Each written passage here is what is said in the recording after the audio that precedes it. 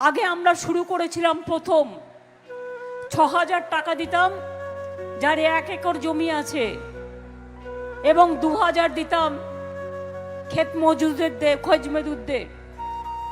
কিন্তু আগের বারে নির্বাচনের সময় আমি বলেছিলাম যদি আমাদের সরকার জেতে তাহলে আমরা টাকাটা ১০,০০০ করব এবং ক্ষেত মজুরদের টাকাটা ডবল করব, ৪,০০০ করব।